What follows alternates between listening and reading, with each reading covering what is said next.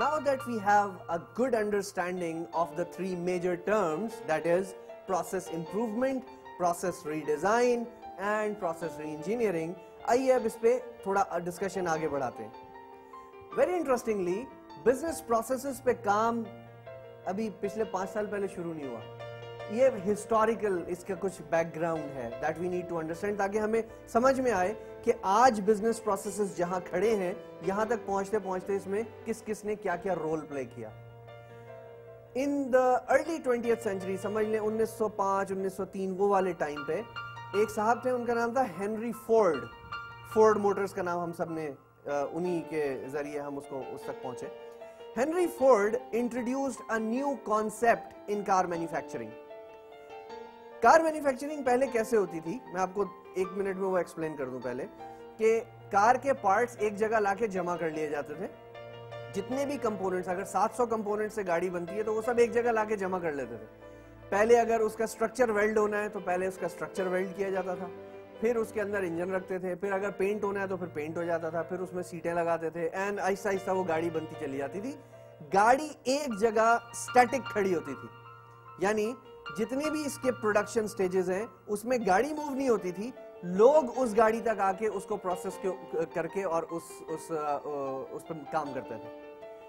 Henry Ford ने कहा that instead of making people move with their equipment, for example welding के लिए welding plant और welder आएंगे उस गाड़ी के पास.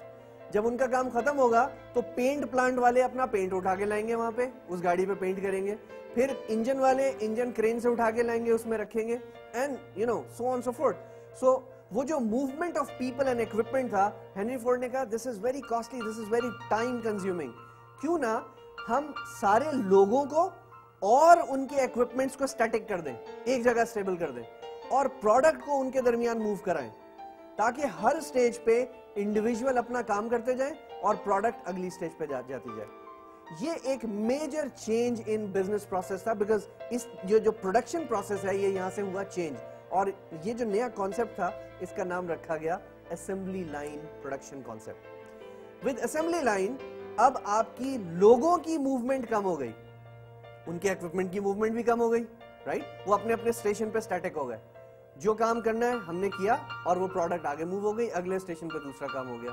और ऑटोमेटिकली एफिशिएंसीज, जो number of cars manufactured per day था वो उनका मल्टीप्लाई हो गया, right, because they were able to save time and their efficiencies went up. ये पहला जो हम रिकॉर्डेड हिस्ट्री में ये पहला मेजर बिजनेस इनिशिएटिव था जो प्रोसेस चेंज के लिए लाया गया. उसके बाद आपने यकीनन नाम सुन रखा होगा फ्रेडरिक डब्ल्यू टेलर का, who himself was an engineer, और उसने साइंटिफिक मैनेजमेंट का जो कॉन्सेप्ट है वो इंट्रोड्यूस कराया. And he said that every business process and every activity that is performed in the organization needs to be scientifically observed. उसने जिसको आप कहते हैं टाइम एंड मोशन स्टडीज वो कंडक्ट कराई और मुख्तलिफ प्रोसेसेस को किस तरह इंप्रूव किया जा सकता है उसकी उसने स्टडीज कराई. कभी आप गौर कीजिएगा, जब आप रोटी लेने तंदूर पे जाते हैं तो अगर जो तंदूर पे रोटी लगा रहा है अगर वो सीधा राइट हैंडर है और वो सीधे हाथ से काम करता है तो वो हमेशा रोटी अपने लेफ्ट साइड पे ड्रॉप कराएगा, यानी जो उसको रोटी बना के उसकी तरफ कैच कराता है वो हमेशा उसके लेफ्ट हैंड पे आगे गिरेगी. तो वो लेफ्ट हैंड से उसको उठा के सीधा वो जो उसके लगाने का जो बना हुआ होता है उस पर लगा के उसको तंदूर में फिट कर देता है. ना अगर ये इसकी बजाय उसके सीधे हाथ पे रोटी आके गिर रही हो, जो उसका पेड़ा है या जो भी वो मटेरियल है, तो उसकी स्पीड खुद ब खुद कम हो जाएगी. व्हाई? बिकॉज उसका रॉन्ग हैंड होगा वो. ये चीज फ्रेडरिक टेलर ने साइंटिफिकली ऑब्जर्व कराई ये चीजें, और ये बात 1910-1911 के टाइम में कराई उसने कि कैसे हम लोगों को सही तरह से यूटिलाइज कर सकते हैं, कहाँ पे मशीन लेफ्ट पे होनी चाहिए, कहाँ राइट पे होनी चाहिए, लाइट कैसे बढ़नी चाहिए, कैसे कम होनी चाहिए, और इसका क्या असर होगा लोगों की परफॉर्मेंस पे. ये साइंटिफिक मैनेजमेंट का एक प्रिंसिपल्स थे जो उसने हमारे साथ डिस्कस किए. उसके बाद हमें एक हिस्ट्री में गैप दिखता है. ये गैप किस चीज का है कि ये वो टाइम था जिस वक्त सिस्टम्स थ्योरी जो थी वो पूरी तरह से डेवलप नहीं हुई थी. हाउएवर ऑर्गेनाइजेशंस ज्यादातर जो साइंटिफिक मैनेजमेंट के प्रिंसिपल्स थे उनको फॉलो कर रही थी. इन 1980s हमने टर्म नई एक सुनी जो है सिस्टम्स थ्योरी। सिस्टम्स थ्योरी में हमने कहा ये कि बाय द वे आपको सिस्टम की डेफिनेशन तो याद होगी, रिकॉल कीजिए, आपने कहीं पास्ट में पढ़ रखी है।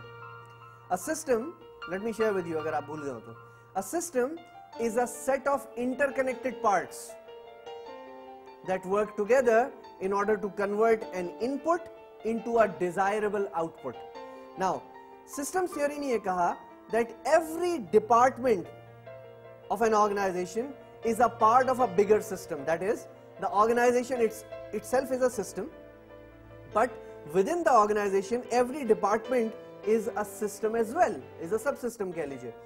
So क्या होगा कि एक डिपार्टमेंट का आउटपुट एक्चुअली दूसरे डिपार्टमेंट के लिए इनपुट बन जाएगा, और फिर दूसरे डिपार्टमेंट का आउटपुट तीसरे डिपार्टमेंट का इनपुट बन जाएगा। So there is a connectivity that is there, and therefore the business processes, जो भी हमारे जो काम करने का तरीकाकार है, उसमें अगर एक जगह पे झोल होगा, एक जगह पे मिस्टेक होगी, तो that will have an impact on some other systems and some other processes. इसी चीज को जब हमने कंटिन्यू किया और हम आगे बढ़े, तो फिर हमारे पास 1980s में हमारे प्यारे दोस्त माइकल पोर्टर साहब ने हमें वैल्यू चेन एनालिसिस बताया। हमने ये अर्लियर चैप्टर्स में इसको तफसील से डिस्कस भी किया था, और उसने ये कहा कि हमें अपने बिजनेस प्रोसेसेस को डिफरेंशिएट करना होगा कि वो कौन सी ऐसी एक्टिविटीज हैं which are actually adding value in the product, ताकि वो एक्टिविटीज जो वैल्यू एडिशन नहीं कर रही उनको रिमूव किया जा सके। इसकी एग्जांपल समझिए। लेट्स से हमने कहा कि एक फैक्ट्री है, मे बी कोई गारमेंट फैक्ट्री है, उसका रॉ मटेरियल जो आता है वो गेट के पास उतार लिया जाता है और वहां पे उसका क्वालिटी इंस्पेक्शन होता है।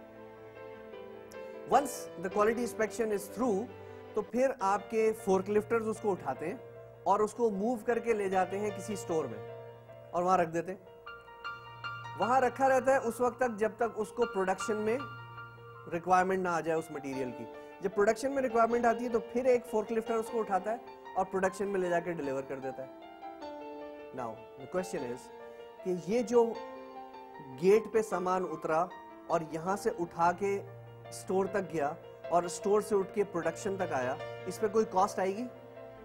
यकीनन आएगी। और क्या इस कॉस्ट से हमारी प्रोडक्ट में कोई इंप्रूवमेंट आएगी? नहीं आएगी। क्यों नहीं आएगी? Because it's a non value adding process. आपने कुछ नहीं किया, यहां से उठाया वहां रख दिया, वहां से उठाया वहां रख दिया। So there is a cost involve, there is some cost associated, but you are not adding any value. तो फिर ऑर्गेनाइजेशंस ने क्या शुरू किया कि ऐसी सिचुएशंस में अब वो ये करते हैं कि नंबर वन, जो रॉ मटेरियल आता है उसको ड्रॉप कराया जाता है स्टोर के गेट पे, so that the movement from the gate to the store is minimized. 1. 2. Organizations अब कोशिश करती हैं कि stores और production को बिल्कुल साथ adjacent रखा जाए ताकि उनके दरमियान movement कम हो जाए। 3. अगर आप JIT को follow कर रहे हैं तो आपके पास store में ले जाने की जरूरत ही नहीं है किसी भी चीज को। There is no inventory then. आप सीधा जो भी raw material आया उसको inspection किया, production में चला गया। So क्या होगा कि आपकी holding cost भी कम होगी और वो जो स्टोर में आप सामान रख रहे थे जिससे कोई वैल्यू ऐड नहीं हो रही, सिर्फ कॉस्ट ऐड हो रही है, वो आप कम कर देंगे। लेकिन ये हमें पता कहां से चला? ये हमें पता चला जब हमने अपना वैल्यू चेन एनालिसिस कंडक्ट किया।